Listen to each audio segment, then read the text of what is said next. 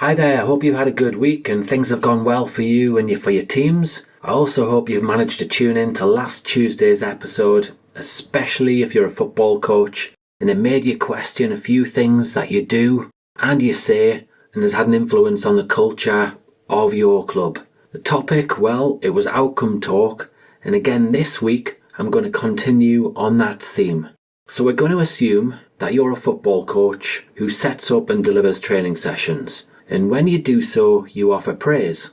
At least, I hope you do from time to time. Having worked with lots of players, it's amazing how many footballers hang on to the every word of a coach and really need praise. Not everybody does, but some, when we probe on how they gain confidence, really come back to it an awful lot, especially younger players. It's not ideal, but it is what it is. So, praise is important. And let's explore it that little bit more when it comes down to training sessions now. So supposing, as a coach, you've got a drill set up where you're working on attacking patterns in the final third, perhaps trying to improve movement and decision making. They're the key objectives, improving movement and decision making. So in this instance, we're going to assume the team plays a 4-3-3 and we've got the front three and one supporting midfielder taking part in the drill, with defenders trying to make it difficult for them. So whilst going through the drills, one of your players is overjoyed with themselves. They end up scoring a worldie volley into the top corner and they're beaming with delight. Their teammates are laughing, they're remarking on what a great strike it was. So what do you say to the player? Great goal, with a smile on your face. That's right, great goal, and you're smiling. That's all you say because you're keen to get them back to the drill and to start all over again. So what's wrong with that? Well, not a lot really, because obviously you're focused on trying to get them back to the drill. However, if you want to make your players more process driven, to get away from outcomes and to improve their learning, what I suggest would be if you were to say something like, great goal, yeah, I love the way you were brave and you took the defender on your weak side and you played that clever 1-2 with Tom. That then set you up to be able to open your body up and then to strike it the way that you did. And what really impressed me about the strike was the power, never mind the accuracy. And I'm wondering, where was your focus when you did that? So breaking that down, not only have you given praise with the great goal, so the players got what they want, you've also given them 5 things to think about there and to keep on doing. So you're shifting their focus and then harnessing their motivation too. So we'll break that down now. So those 5 things, you were brave and taking the defender on using your weak side. That's going to stick in their mind for future. As will, you were clever with the 1-2. Then you've mentioned the fact that they opened their body up, and then there was the praise for the power and the accuracy of the strike. Lastly, the fact that you've asked a question about their focus in relation to the power and the accuracy of the strike. That's even better because it opens up some more talking points and some conversation. And then with the conversation, more and more images are going to come to their head.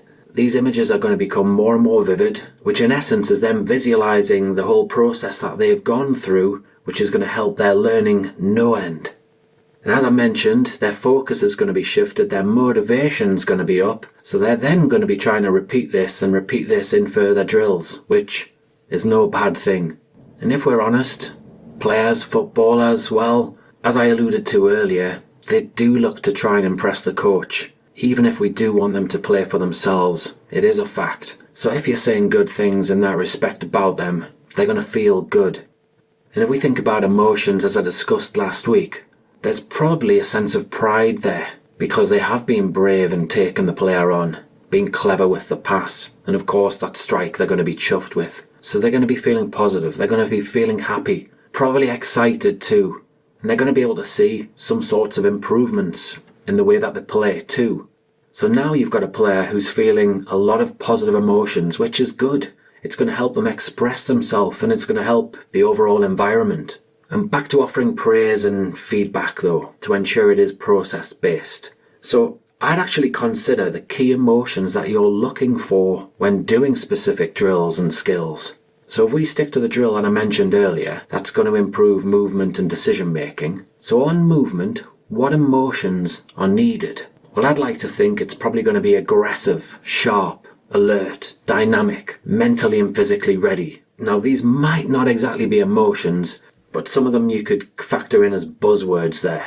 And then with their decision making, we've got reactive, fast, trust. And then you've got being calm and composed when it comes down to the finishing side of things and maybe the passing. These are likely to be keys. So, adding into your praise some of these key words, it is going to harness more and more positive emotions that you're looking for, which again is going to shift their focus from outcomes or perhaps low mood or reduced energy levels to what it is that they need to feel in the drill. And again, if time does allow it, having conversations about some of these emotions or buzzwords in relation to your drills, they're going to start getting that feeling in their body. They're going to start visualizing what it is that's required, and it's going to enhance their learning.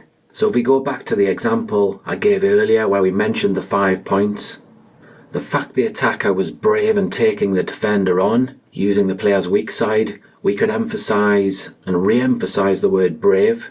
We could also think of other words associated with this, perhaps courage or aggression. Then you've got the clever one too. Well, they're likely to be free, yet they might be concentrated, focused and calm too. The fact that they've opened their body up maybe shows that they were relaxed. Then there's the praise for the power and the accuracy of the strike.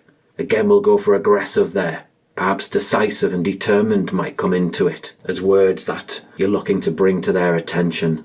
And then lastly, we've got that question about their focus in relation to power and accuracy. As I alluded to earlier, this is going to open up more talking points and conversation, so more positive images in their head, so you could factor that in with the conversation that then is going to take place. So, to sum this up, rather than simply focusing on the outcome of a skill or some good work with an easy, great goal comment or good pass, why not be more aware of what you're saying? Recognise what you're saying and challenge yourself to give your players a little bit more from you. They're going to appreciate that, and they're going to be better players and better humans for it.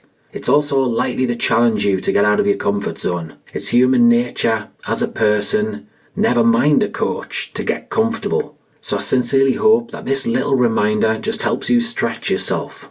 And one more thing, I've highlighted this in training sessions, however, it will apply to matches too. Though, because of the pressure that does come with matches, I'd advise to try and keep it short and simple, the praise. So if you are going to say, good pass, you might want to just highlight the movement that allowed them to make the pass too.